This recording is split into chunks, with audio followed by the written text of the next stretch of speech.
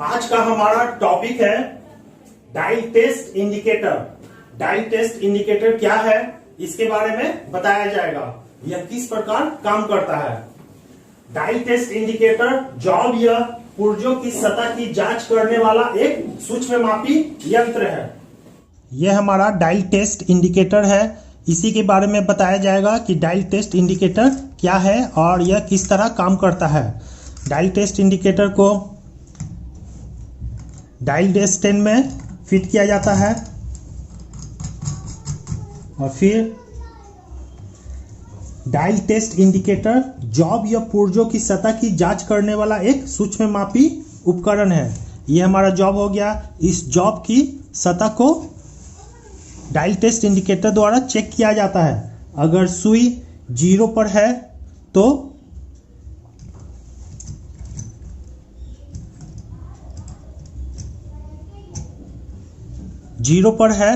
और सुई में किसी भी प्रकार का मूवमेंट नहीं होता है तो जॉब सही रहता है। अगर सुई में मूवमेंट होता है तो इसका मतलब जॉब सही नहीं है। इस प्रकार डायल टेस्ट इंडिकेटर जॉब या पुर्जों की सतह की जांच करने वाला एक सूक्ष्ममापी उपकरण है। इसका प्रयोग जॉब या पुर्जों के साइज से अंतर को अंकित चिन्ह वाले घड़ी के सुई द्वारा दिखाकर याद करने एवं तुलना करने के लिए किया जाता है। मतलब यहाँ जॉब नंबर 1 है और यह जॉब नंबर 2 है। जॉब नंबर 1 जो कि मेन जॉब है, इसका साइज 25 mm है। तो जॉब नंबर 2 25 mm है कि नहीं है, इसका तुलना हम जॉब नंबर 2 की तुलना हम जॉब नंबर 1 से करते हैं और इसमें जो अंतर प्राप्त होता है उसे घड़ी के सुई के द्वारा बड़ा करके दिखाया जाता है। माइक्रोमीटर एवं वर्नियर कैलिपर की भांति यह साइज के माप को डायरेक्ट रीडिंग में नहीं बता सकता है। डायल टेस्ट इंडिकेटर माइक्रोमीटर एवं वर्नियर कैलिपर की भांति साइज के माप को डायरेक्ट रीडिंग में नहीं बता सकता। मतलब ये हमारा जॉब है, इसे हम वर्नियर कैलिपर या माइक्रोमीटर द्वारा डायरेक्ट माप सकते हैं कि यह 16 mm मोटा है, लेकिन डायल टेस्ट इंडिकेटर द्वारा हम इसके माप को नहीं बता सकते हैं कि यह 16 mm मोटा है। वास्तव में यह एक तुलनात्मक अध्ययन करने वाला यंत्र है, इसलिए इसे एक मेजरिंग इंस्ट्रूमेंट न कहकर कंपेयरिंग इंस्ट्रूमेंट कहते हैं। यह जॉब के माप से छोटे से भी अंतर को एक चिन्हित घड़ी पे सुई, जिसे हम पॉइंटर या सूचक भी बोलते हैं, की सहायता से बड़ा कर दिखाता है। मतलब ये जॉब नंबर 1 है जो मेन जॉब है और इससे हमें तुलना करना है जॉब नंबर 2 का। जॉब नंबर 1 का माप 25 mm है और जॉब नंबर 2 को जब हम इससे तुलना करते हैं तो इसका माप 24.98 mm आता है। तो ये जो थोड़ा सा भी अंतर है इसे हम डायल टेस्ट इंडिकेटर के द्वारा पता कर सकते हैं। डायल टेस्ट इंडिकेटर से प्राप्त अंतर का डायरेक्ट रीडिंग जांच की जाने वाली पुर्जों या जॉब की स्थिति का सही रूप देता है। मतलब डायल टेस्ट इंडिकेटर से जो हम जॉब चेक करते हैं और उसमें जो अंतर प्राप्त होता है उसका सही स्थिति या सही रूप हमें डायल टेस्ट इंडिकेटर से प्राप्त होता है। सूक्ष्म माप least count. Dial test indicator का लिस्ट काउंट क्या है? तो डायल टेस्ट इंडिकेटर का लिस्ट काउंट 0.01 mm है। लिस्ट काउंट क्या है? डायल टेस्ट इंडिकेटर के द्वारा जो सबसे कम सूक्ष्म माप लिया जाता है वह लिस्ट काउंट कहलाता है। तो इसका लिस्ट काउंट 0.01 mm है और इससे भी अधिक शुद्धता वाला डायल टेस्ट इंडिकेटर मिलता है जिसका लिस्ट काउंट 0.001 mm होता है। धातु। Dial test indicator inward steel का बना होता है। कार्य सिद्धांत प्रिंसिपल ऑफ वर्किंग। इसमें रेक और पिनियन द्वारा साइज के अंतर को यांत्रिक विधि से बड़ा करके डायल पे दिखाया जाता है। या इसे इस प्रकार भी बोल सकते हैं, प्लंजर की सूक्ष्म गति को बड़ा रूप में दिखाने के लिए घड़ी के अंकित चिन्ह पे पॉइंटर, जिसे हम सुई भी बोलते हैं, को घूर्णन गति में रूपांतरित किया जाता है। डायल टेस्ट इंडिकेटर का प्रिंसिपल ऑफ वर्किंग, कार्य सिद्धांत।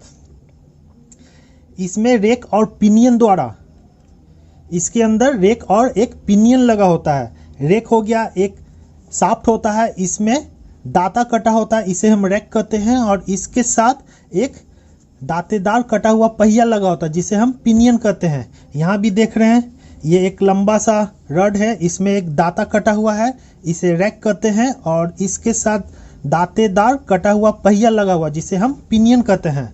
तो इसमें रेक और पिनियन द्वारा साइज के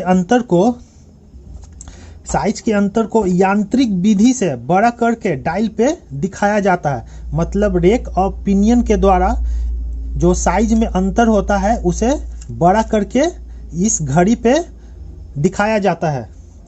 इसके कार्य सिद्धांत को हम इस प्रकार भी बोल सकते हैं, जैसे प्लंजर, ये जो प्लंजर है, प्लंजर की सूक्ष्म गति को बड़ा रूप में दिखाने के लिए घड़ी के अंकित चिन्ह पे, प्लंजर का जो ये सूक्ष्म गति है इसे बड़ा रूप में दिखाने के लिए घड़ी के अंकित चिन्ह पे सुई द्वारा, ये जो काला नुमा पतला सा है यह सुई नुमा जिसे पॉइंटर बोलते हैं, को घूर्णन गति में रूपांतरित किया जाता है। इस प्रकार डायल टेस्ट इंडिकेटर का यह कार्य सिद्धांत हुआ। प्रकार, टाइप्स, बड़ा करके दिखाने की विधि के अनुसार डायल टेस्ट इंडिकेटर दो प्रकार के होते हैं। पहला प्लंजर प्रकार और दूसरा लीवर प्रकार। Plunger type dial test indicator, इसमें प्लंजर की थोड़ी सी चाल को गियर के द्वारा रोटरी मोशन में बदलकर बड़ा करके डायल पे दर्शाया जाता है। यह इसमें प्लंजर की रैखिक गति को बदलने के लिए रैक तथा पिनियन यंत्रावली प्रयोग की जाती है। Plunger type dial test indicator, यह हमारा plunger type dial test indicator है। इसमें इस भाग को हम प्लंजर बोलते हैं जो अप एंड डाउन होता है, यह हमारा प्लंजर हो गया। इसमें प्लंजर की थोड़ी सी भी चाल को, जो प्लंजर हल्का सा भी मूवमेंट करता है तो इसकी चाल को गियर के द्वारा, ये जो दांतेदार पहिए लगे होते हैं उसे गियर कहते हैं, इसके द्वारा रोटरी मोशन को, माने गोल घूमने वाले मोशन में बदलकर बड़ा करके घड़ी पे दर्शाया जाता है। मतलब ये प्लंजर में जो हल्का सा भी मूवमेंट आएगा तो इसे रोटरी मोशन में बदलकर घड़ी पे बड़ा करके दिखा दिया जाता है कि इसमें कितना mm मूवमेंट हुआ। इसमें प्लंजर की रैखिक गति को, ये जो प्लंजर है इसके रैखिक गति को बदलने के लिए रैक और पिनियन यंत्रावली प्रयुक्त की जाती है।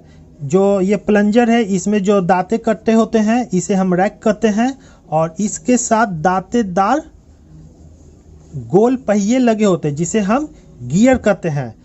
तो इस प्रकार प्लंजर की रैखिक गति को बदलने के लिए रैक और पिनियन यंत्रावली प्रयुक्त की जाती है।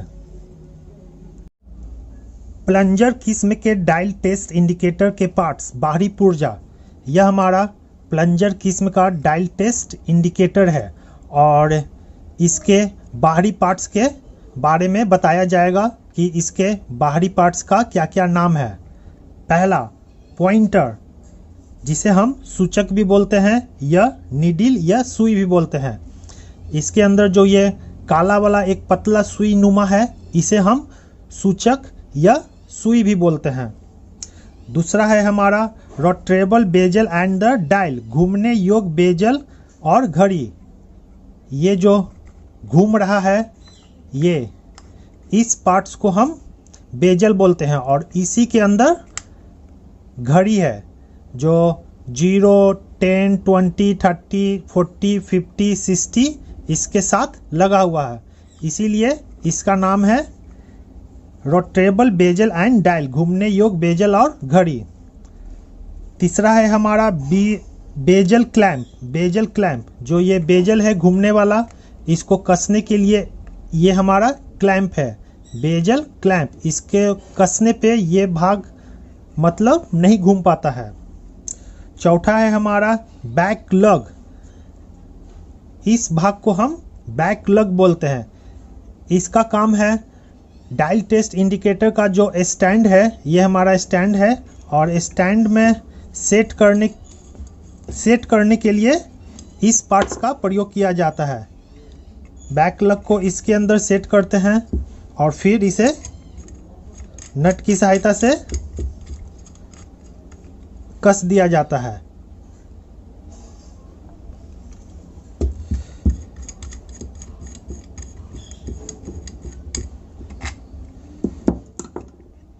पांचवा है हमारा ट्रांसपेरेंट डायल कवर, पारदर्शी डायल खोल। ये जो ऊपर का जो कवर है इसी को हम बोलते हैं ट्रांसपेरेंट डायल कवर, पारदर्शी डायल खोल। छठा हमारा है स्टेम, तना। इसे हम क्लैंपिंग स्टेम भी बोलते हैं। जो ये भाग है इसे हम स्टेम बोलते हैं, तना। सातवां है प्लंजर, इसे हम मेजरिंग स्पिंडल भी बोलते हैं। जो ये अप एंड डाउन हो रहा है इसे हम प्लंजर या मेजरिंग स्पिंडल भी बोलते हैं। आठवां है एनविल, प्लंजर के नीचे जो ये गोल नुमा पॉइंट है इसे हम एनविल बोलते हैं। यही पार्ट्स सबसे पहले नापे जाने वाले सतह से कांटेक्ट करता है। नौवां है रेवोल्यूशन काउंटर, चक्कर गिनने वाला। ये जो एक छोटा सा घड़ी नुमा अंदर है इसे हम रेवोल्यूशन काउंटर बोलते हैं। ये जो बड़ा वाला सुई है कितना राउंड चला इस छोटा वाला सुई के द्वारा हम मालूम कर सकते हैं। 10वां है केस और हाउसिंग। इस भाग को केस या हाउसिंग बोलते हैं। इसी के अंदर सभी रैक और पिनियम सेट होते हैं। केस एंड हाउसिंग में ही ये जो बेजल है यह सेट होता है। प्लंजर किस्म के डायल टेस्ट इंडिकेटर के पार्ट्स, इंटरनल पार्ट्स। अब हम इस प्लंजर किस्म के डायल टेस्ट इंडिकेटर के इंटरनल पार्ट्स के बारे में जानेंगे। इसके लिए हमें पहले डायल टेस्ट इंडिकेटर को खोलना होगा।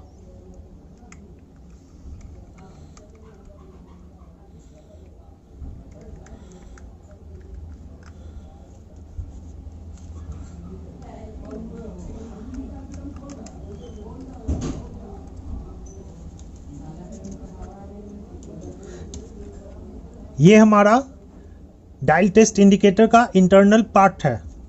इसमें पहला है gear with coil spring to eliminate backlash, मतलब प्लंजर के ऊपर नीचे होने पर उसमें आए ढीलापन को दूर करने के लिए है। ये प्लंजर है और ये गियर विथ स्प्रिंग, ये जो इसमें गियर है और इसमें जो स्प्रिंग लगा हुआ है इसे गियर विथ कॉइल स्प्रिंग है, जो प्लंजर में आए ढीलापन को मेंटेन रखता है। फिर है guide pin to secure against twisting. ये हमारा गाइड पिन है जिसे हम मार्गदर्शिका पिन भी बोलते हैं। यह इसका काम है प्लंजर को घूमने से बचाने के लिए ये गाइड पिन दिया गया है। फिर बेरिंग रेस्ट, इस डायल टेस्ट इंडिकेटर में जो घूमने वाले पार्ट्स हैं और वह किसी न किसी प्लेट के होल में फिक्स होके और उसका सहारा लेके घूमते हैं। तो ये देखिए गियर है जो यहाँ पे सहारा लेके इस प्लेट के सहारे रहता है, इसलिए इसे हम बेरिंग रेस्ट बोलते हैं। फिर double lever with tension spring to effect equal measuring pressure throughout. ये जो स्प्रिंग है इसका काम है मापने का दबाव हर जगह बराबर प्रभाव में हो, इसलिए यह टेंशन स्प्रिंग प्रयोग किया गया है। अब हम इसके इंटरनल पार्ट को और खोलेंगे। सबसे पहले ये जो टेंशन स्प्रिंग है इसे खोलते हैं।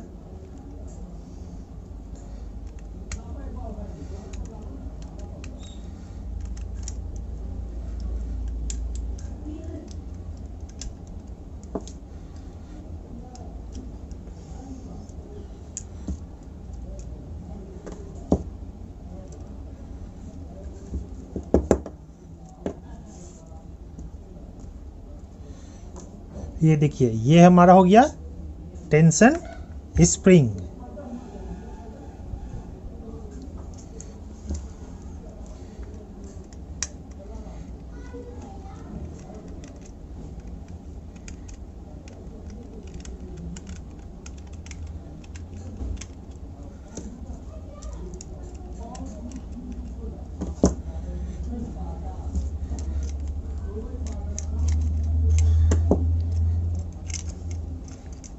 ये हो गया हमारा बेरिंग रेस्ट।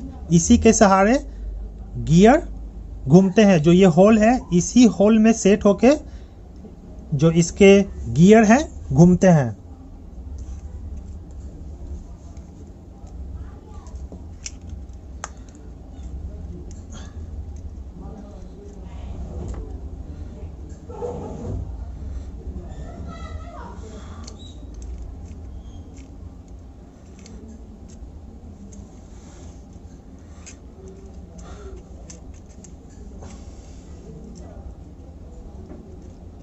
ये हो गया हमारा गाइड पिन और ये हो गया हमारा प्लंजर। यहां हम देख रहे हैं ये हो गया पिनियन, ये पिनियन और ये पिनियन और ये स्प्रिंग लगा हुआ है। ये हो गया internal parts dial test indicator का।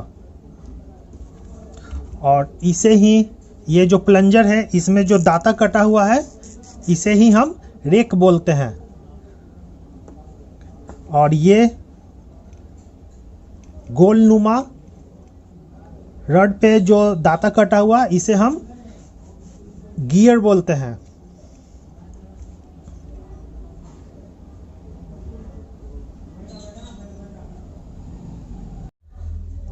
डायल टेस्ट इंडिकेटर का कार्य प्रणाली और लिस्ट काउंट, मतलब डायल टेस्ट इंडिकेटर का क्या कार्य प्रणाली है, कैसे काम करता है और इसका लिस्ट काउंट क्या है, इसके बारे में बताया जाएगा।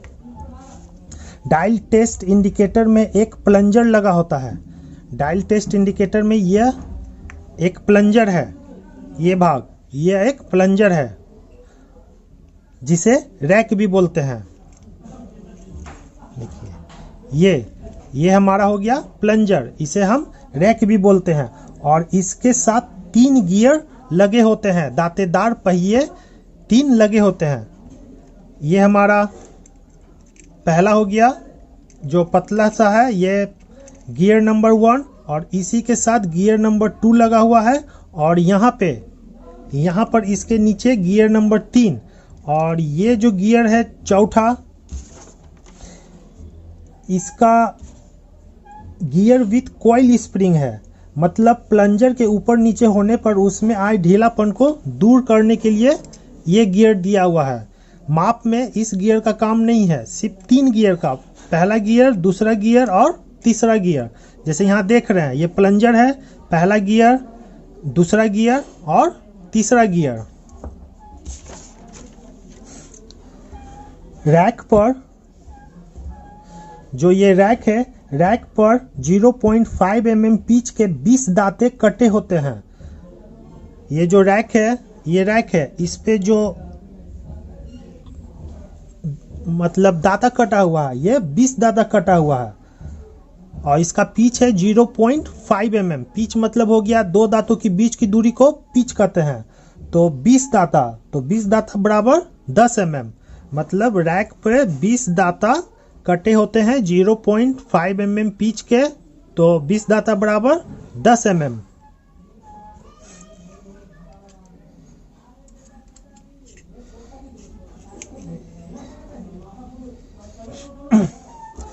रैक के साथ गियर नंबर 1 लगा होता है।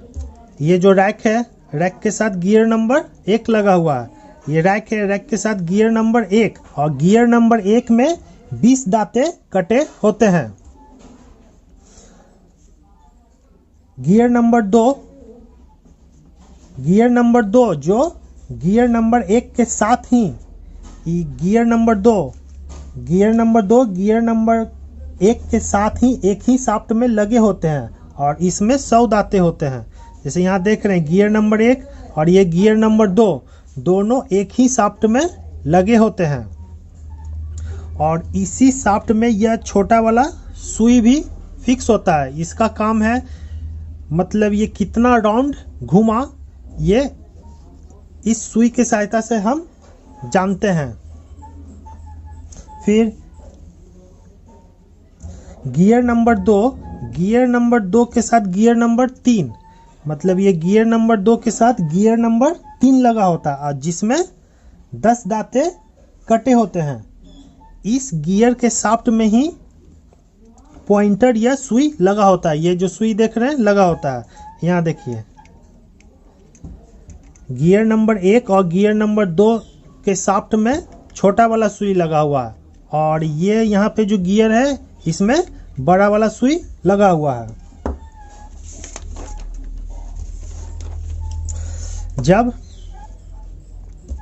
जब रैक के 20 दांते मतलब 10 mm ऊपर उठता है तो पिनियम नंबर 1 जिसमें 20 दांते हैं भी एक चक्कर लगाता है। इसमें 20 दांता है और गियर नंबर 1 में भी 20 दांता है। तो जब ये 20 दांता ऊपर उठता है तो यह गियर नंबर 1 एक चक्कर लगाता है, और इसी के साथ एक ही शाफ्ट में लगे गियर नंबर 2 भी और गियर नंबर 2 दोनों एक ही शाफ्ट में मतलब एक ही सेंटर में लगा हुआ है। इसमें 100 दांते हैं, एक चक्कर घूमता है। जब ये एक चक्कर घूमेगा तो ये दोनों एक साथ लगा हुआ है, तो ये भी एक चक्कर घूमता है। गियर नंबर 2 के साथ गियर नंबर 3 जिसमें 10 दांते हैं, ये 10 चक्कर घूमता है, और इसके साथ ही लगी सुई भी 10 चक्कर घूमता है। दूसरी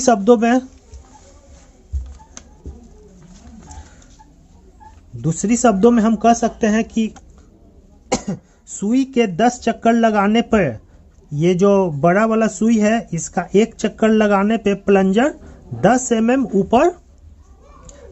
ऊपर उठेगा, तो सुई के एक चक्कर लगाने पे प्लंजर 1 mm ऊपर उठेगा।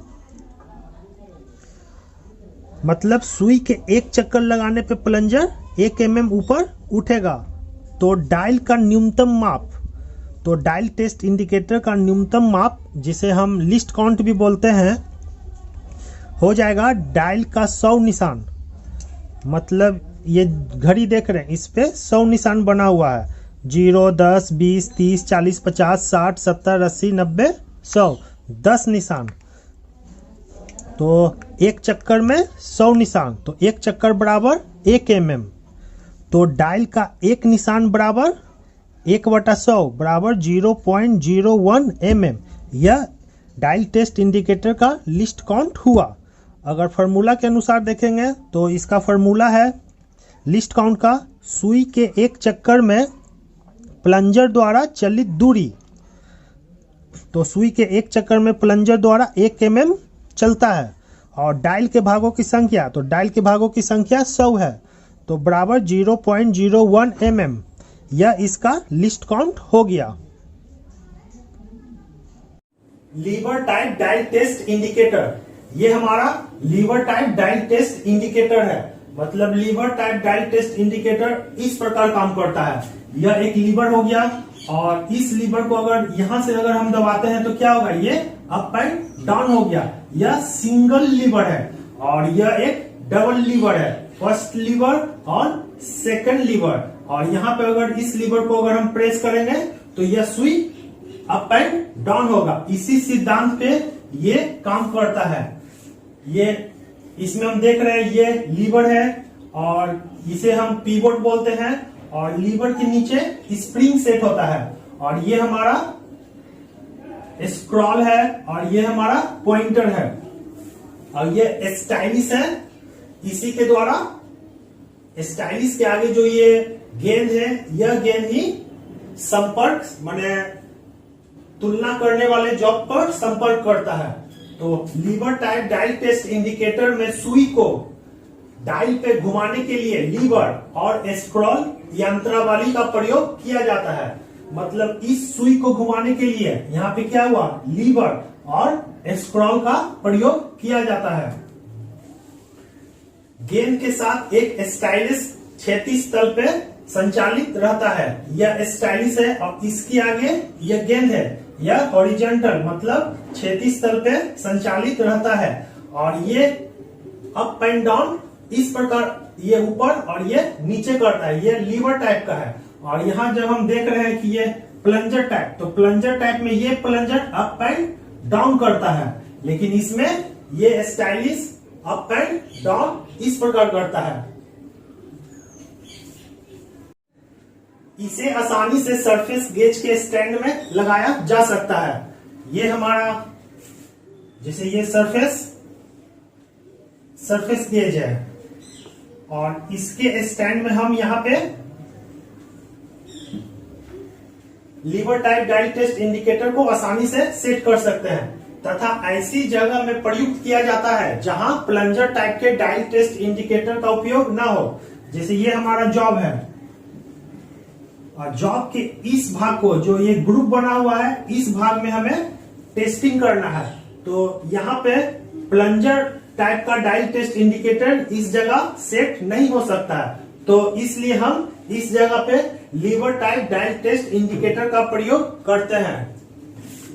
सबसे ज्यादा अभी इस टाइप का lever type dial test indicator प्रयोग हो रहा है। इसमें स्क्रॉल का प्रयोग नहीं होता है। स्क्रॉल की जगह पे यहाँ पे एक लीवर आर्म होता है, यह लीवर आर्म है और यह रैक लीवर है। और यहाँ पे रैक लीवर में यहाँ पे दांते बने होते हैं और यह एक छोटा सा पिनियन है और इसी के साथ बड़ा पिनियन, और इस पिनियन के द्वारा एक पिनियन और होता है। मतलब ये जो भाग है ये एक माने plunger type dial test indicator की तरह काम करता है। इसमें ये इस प्रकार अप एंड डाउन होता है। जब ये अप एंड डाउन होता है तो ये देखिए यहाँ पे ये क्या होता है, अप एंड डाउन होता है। तो इसके साथ लगा ये रैक लीवर भी अप एंड डाउन होता है। तो ये इसमें जो दाता कटा हुआ है, ये दाता जब ऊपर जाएगा तो इसके साथ जो छोटा वाला गियर लगा हुआ है ये भी घूमेगा, और जब ये घूमेगा तो इसके साथ बड़ा दाता लगा हुआ है ये भी घूमेगा, और इसके साथ ये छोटा सा गियर लगा हुआ ये भी घूमेगा। और सुई, और फिर माप के अंतर को सुई के द्वारा बड़ा करके दिखाया जाएगा। मतलब इसमें हम स्क्रॉल यूज नहीं होता है, यहाँ पे लीवर आर्म और रैक लीवर ही प्रयोग होता है। डायल टेस्ट इंडिकेटर की महत्वपूर्ण विशेषताएं। डायल टेस्ट इंडिकेटर का एक महत्वपूर्ण विशेषता यह है कि इसका जो घड़ी है और जो माप है, इसे एक छल्ला द्वारा, रिंग बेजल द्वारा, ये जो भाग है यह रिंग बेजल इसको बोलते हैं, रिंग बेजल द्वारा घुमाकर आसानी से जीरो पे सेट कर सकते हैं। जैसे ये देखिए इसके अंदर जो सुई है इसको हम जीरो पे इसे घुमा के सेट आसानी से कर सकते हैं।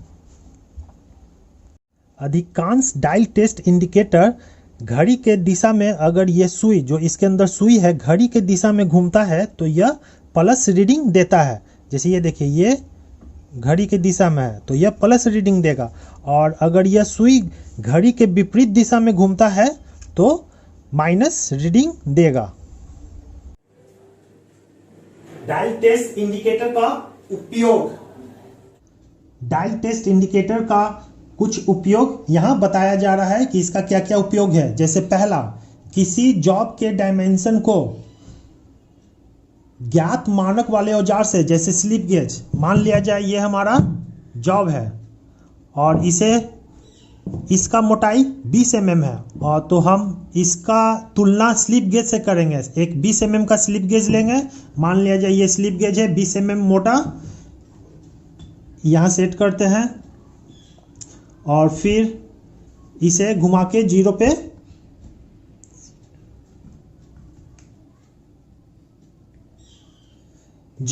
ले आते हैं। ये हमारा स्लिप गेज हो गया। फिर इसे हटाते हैं और फिर जॉब को इसके नीचे रखते हैं देखिए यहाँ सुई 0 पे नहीं आया, तो मतलब इसका मोटाई स्लिप गेज से जो हम तुलना किए हैं उसके अनुसार नहीं है।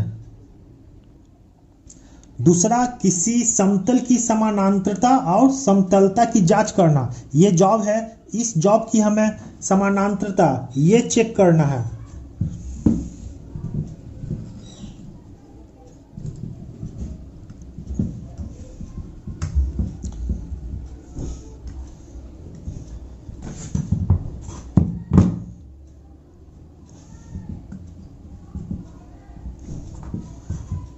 किसी जॉब की ये अगर सुई ऊपर नीचे हो रहा है, देखिए ये ऊपर नीचे हो रहा है, तो ये समानांतर नहीं है।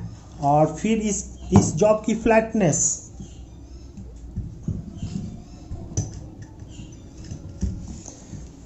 ये फ्लैटनेस चेक करना।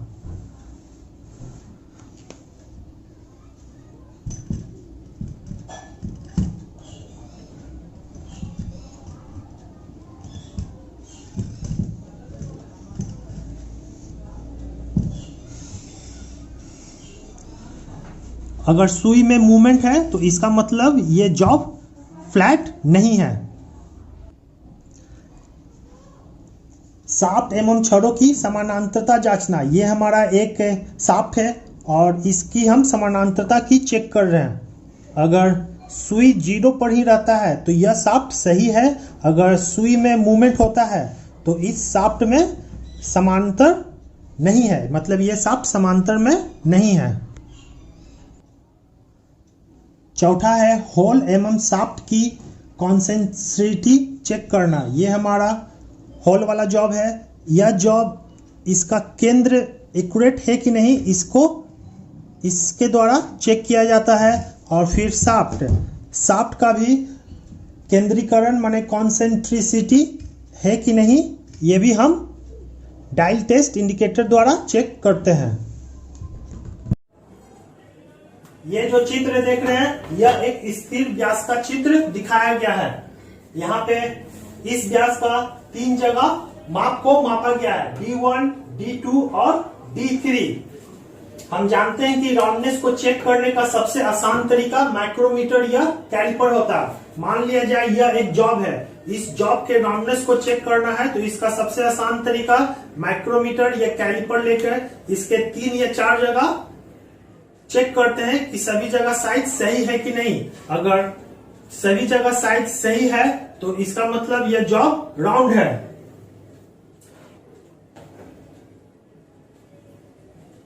अगर माप में अंतर आता है तो जॉब राउंड नहीं है। अगर टेस्ट में डायमीटर का माप सभी पोजीशन पर सेम है तो जॉब राउंड है।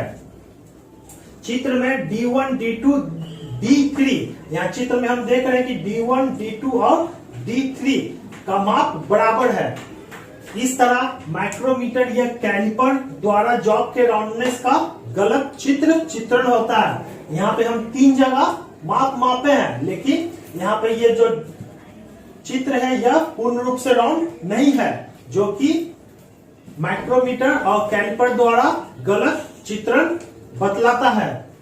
इसलिए राउंडनेस को सही जांच चित्र के अनुसार जॉब को V ब्लॉक और डायल टेस्ट इंडिकेटर पे रख के किया जाता है। मतलब ये V ब्लॉक है और V ब्लॉक के ऊपर जॉब को रखें और उसके ऊपर डायल टेस्ट इंडिकेटर को सेट करें और जॉब को घुमाएं। इस तरह हम किसी जॉब के राउंडनेस को चेक करते हैं। डायल टेस्ट इंडिकेटर का स्टैंड, मतलब डायल टेस्ट इंडिकेटर को हम एक स्टैंड में फिक्स करके उसका उपयोग करते हैं। तो डायल टेस्ट इंडिकेटर को मशीन के आधार सतह पे रखने के लिए उसे एक स्टैंड पे लगाया जाता है। मतलब मशीन के ऊपर रखने के लिए उसे एक स्टैंड में फिक्स किया जाता है।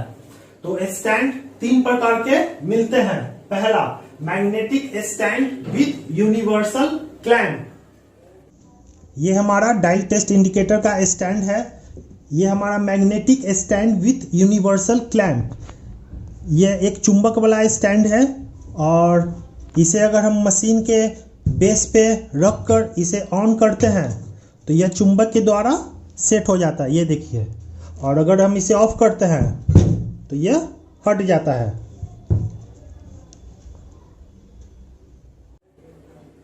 Magnetic stand with flexible post, ये हमारा magnetic stand with flexible post है।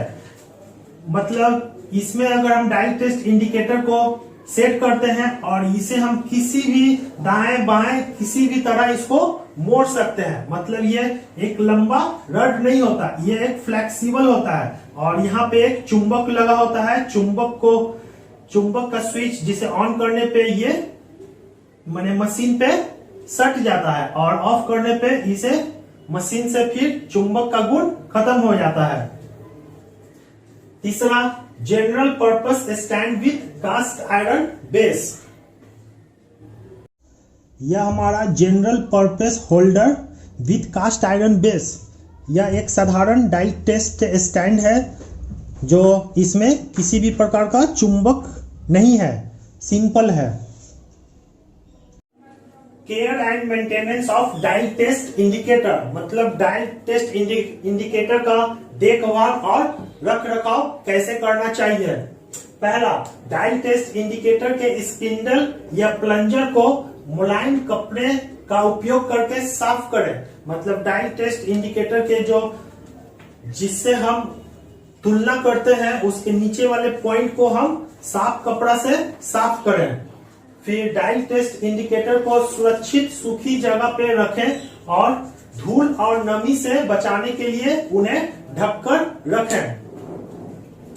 डायल टेस्ट इंडिकेटर को यूज करने के दिन बीच में इंटरवल्स में उसकी शुद्धता को गेगिंग स्थिति के तहत टेस्ट करें। मतलब डायल टेस्ट इंडिकेटर को जिस दिन हम उपयोग कर रहे हैं उससे बीच बीच में उसकी शुद्धता को गेगिंग स्थिति के तहत चेक करें। तो गेगिंग क्या है?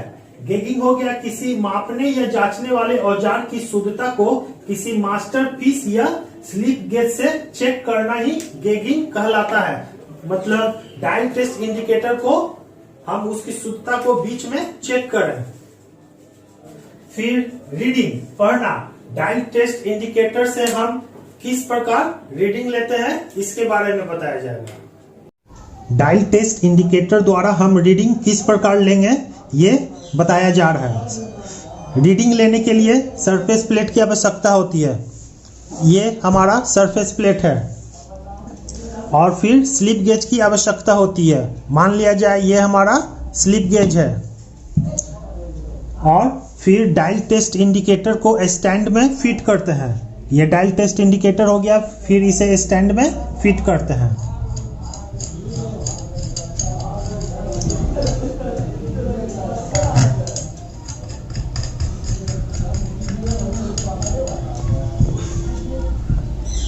स्टैंड में फिट करते हैं। फिर डायल टेस्ट इंडिकेटर के कांटेक्ट पॉइंट, ये हमारा कांटेक्ट पॉइंट जिसे हम प्लंजर भी बोलते हैं।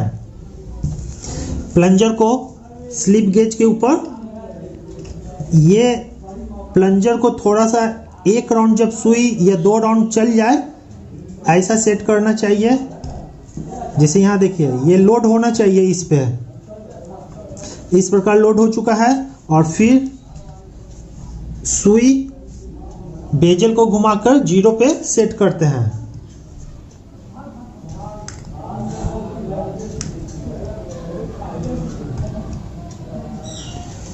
ये हमारा 0 पे सेट हो चुका है। अब इसे हम स्लिप गेज को हटाते हैं और जिस जॉब को नापना है उसे इस प्लंजर के नीचे लाते हैं। मान लिया जाए ये हमारा जॉब है और इसे हम प्लंजर के नीचे सेट करते हैं। इसे हमें तुलना करना है स्लिप गेज से। जैसे स्लिप गेज 25 mm का है और ये जॉब भी हमें 25 mm में बनाना है, तो दोनों 25 mm का नहीं है कि नहीं ये हम चेक करते हैं। प्लंजर को थोड़ा सा ऊपर उठाते हैं और फिर इसके ऊपर सेट करते हैं। देखिए यहाँ भी 0 पे मिल रहा, मतलब 0 पे सेट हो रहा, मतलब यह जॉब सही है। अगर ये सुई अगर दाएं बाएं भागता है तो इसका मतलब हो जाता है कि सुई 0 पर है तो जॉब बिल्कुल शुद्ध है। अगर सुई घड़ी के 0 के पीछे रह जाए तो समझना चाहिए कि जॉब माइनस में है, और सुई डायल पर 0 से आगे बढ़ जाए तो समझना चाहिए कि जॉब प्लस में है। इस प्रकार हम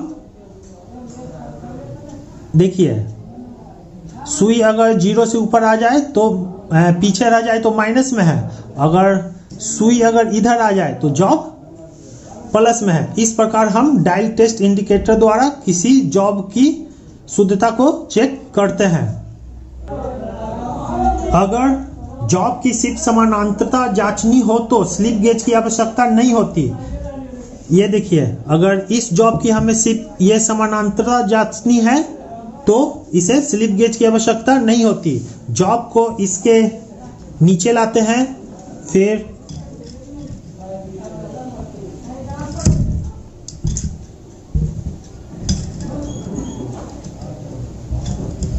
सभी में यह ध्यान रहना चाहिए कि इस पे लोड होना चाहिए, मतलब सुई 1 या 2 राउंड चल चुका होता है। फिर ये सुई यहां आ जाए तो फिर इसे 0 पे सेट करें। देखिए,